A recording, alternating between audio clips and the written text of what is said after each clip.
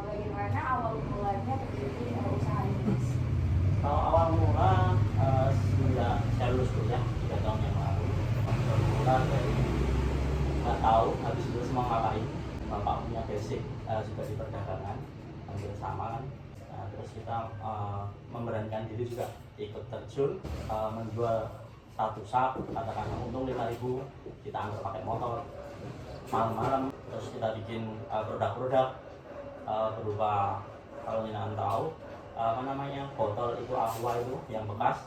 Nah itu dimasukin pakai pakan-pakan itu, karena kita basicnya kan poultry shop. Nah itu dimasukin ke pakan-pakan, terus kita jualin. Nah malam-malam kita harus ngantar, saya sendiri pun dari awal gitu sampai itu botol-botol itu jatuh-jatuh di jalan sampai kayak pemulung itu kita lakuin. Karena apa?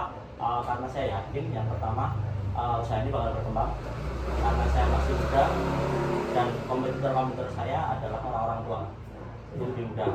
Kalian semua juga bisa sebenarnya. Kalian kan masih muda, pemikirannya lebih dari orang tua lah, lebih maju. Orang tua 3 tahun yang lalu kita merintis dari awal, terus ya sampai sekarang. Dulu yang bapak punya 2 karyawan, sekarang kita punya 9 karyawan. Sejak 3 tahun yang lalu. Dulu armada juga tidak punya, cuma motor sama pickup. Alhamdulillah sekarang udah ada truk, udah ada gudang juga. Nah itu awal mulanya. Usahanya tersendiri ini tuh berarti hanya menjual pakan hewan aja, betul? Ya, pakan hewan, makan kucing, semua ya hewan. Cara pemasarannya itu kayak gimana, Mas? Cara kemasan pertama, dulu saya sendiri bikin brosur. Kita masukin ke toko-toko kecil-kecil.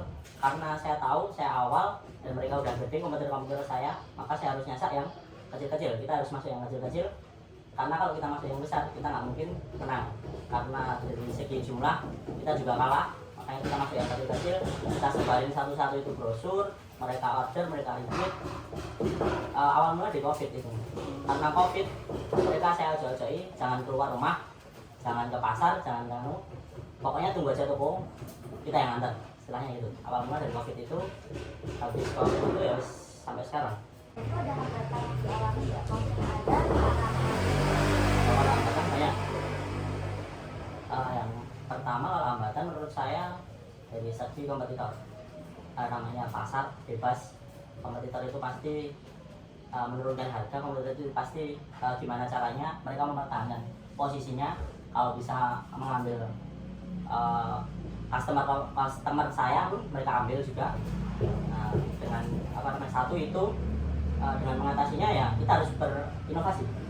Kalau nggak inovasi, barang kita jual sama, tetap aja kompetitor tetap menang, karena mereka dari segi uang mereka udah lama 20 tahun 30 tahun main, sedangkan saya baru 3 tahun.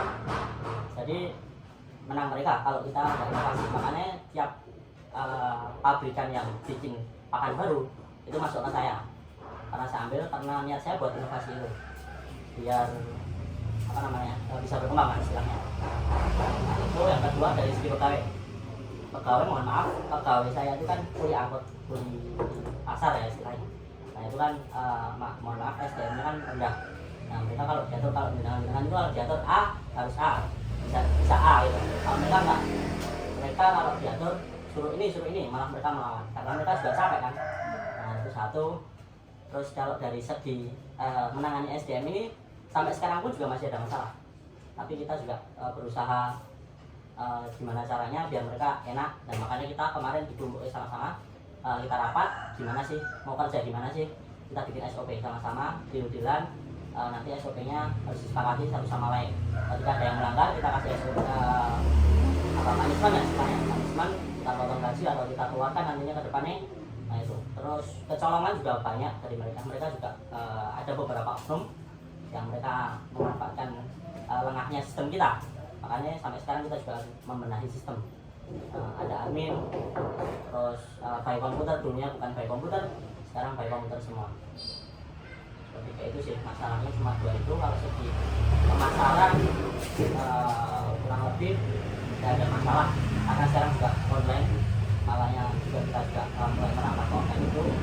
Terus offline-nya juga kita jalankan karena kita juga ada sales kan. Saya sendiri juga nyales, masih sering keliling ketemu pelanggan, karena itu hubungan antar manusia harus kita jaga.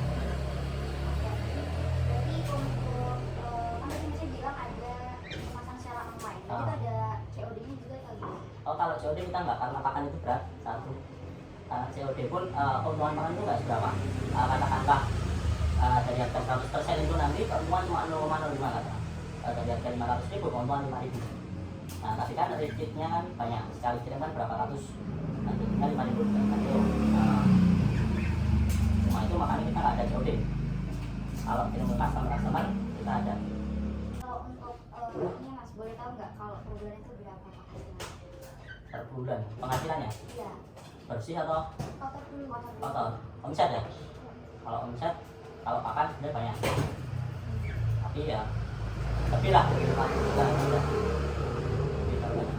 Kalau fungsinya ya mungkin dari omset itu nanti sekitar 20% 10%